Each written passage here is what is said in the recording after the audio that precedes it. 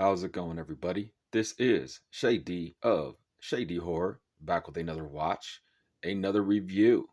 Today, this is Stephen King's Doctor Sleep. The next chapter in the Shining story includes the director's cut, which is the cut that I watched this time. Let's go ahead and get into the synopsis of this.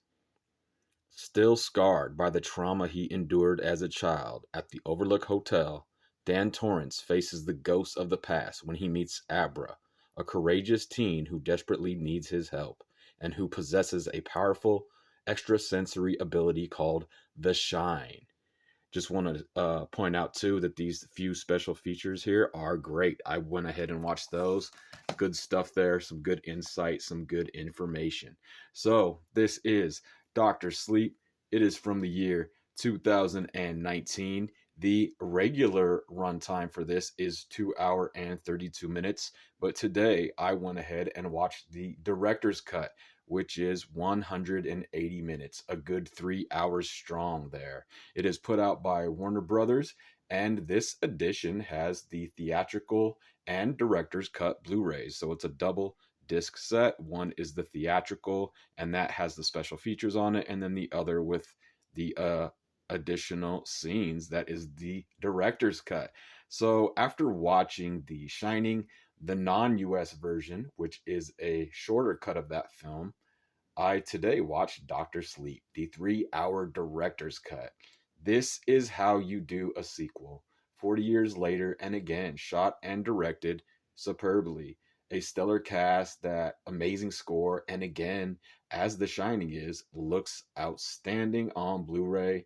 Mike Flanagan does a great job here as director. We get some of those great wide shots, those tracking shots, and he captures the vibe of The Shining, yet manages to still have his own distinct style.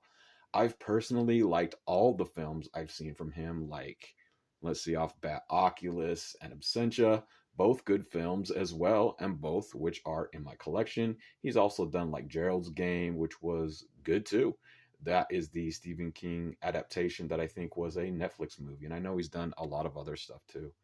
Um, the casting is good in this film as well. The recast crew here does great in bringing back those old characters. So you have new faces to old characters, but it works. And I personally got right back into the story and the history of The Shining. I've seen this one time before and loved it. And now this is a first watch here for the director's cut. And it's fucking awesome. Good, solid sequel to me. It delivers. This movie progresses the story. It explains some things from the past and it goes some dark places. I especially enjoyed the director's cut. Next time I'll watch the 3 hour Shining, the original as it's intended to be, and then this 3 hour Doctor Sleep back to back, maybe again in a few years on a cold, snowy day, because that would be quite the marathon. But this is epic storytelling and an epic horror film, both of them. Both of them are that. Great stuff. The entire cast nails their roles. Visually, it looks awesome. The Overlook Hotel looks badass. The sound design and effects are all outstanding. This is how you make a sequel all these years later, all them years later. It adds to the original, yet it's damn good on its own. I had fun watching this, and it for sure didn't feel like the 3 hour runtime. The set pieces are on point as well. You feel like you're back to the original places at times, especially what they did with the Overlook Hotel itself. Again, I found myself looking in the background for more details.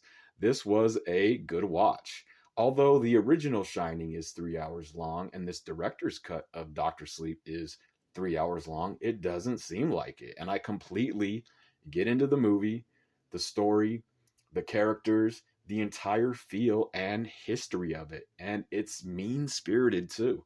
It's not afraid to go to the darker places, the evil subject matter. It really delves deeper into what the shine and the shining is. It even explains the Doctor Sleep name.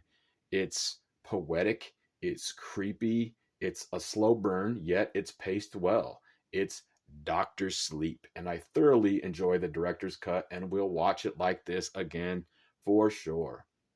Again, As in most of Stephen King's work, it goes deeper with real life issues as well, which is done very good, I may add.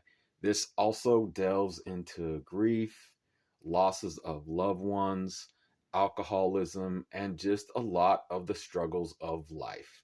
I like how this unravels and progresses.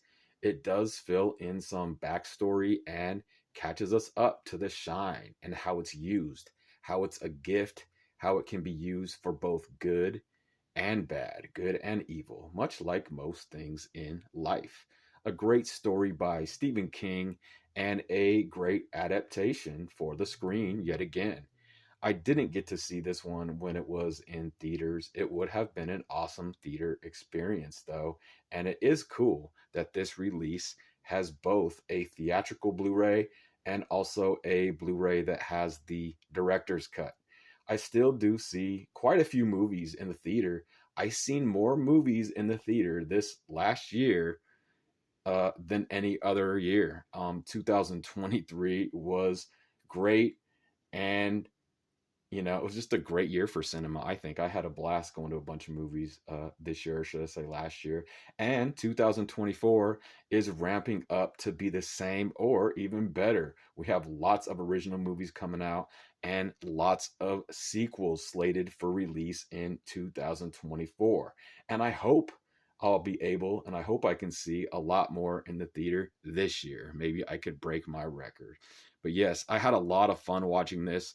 The three featurettes as well, the special features on the theatrical disc was awesome. I liked all the special features. It even has something with like Stephen King and Mike Flanagan together. There's a short interview with them, and then it has like a making of, and it even goes into the backstory of some of the Caravan of Crazies, some of their like characters, which is pretty cool. Just all in all, really cool release and a great film.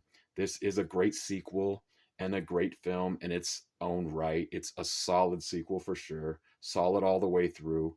I love where this ends and how this ends.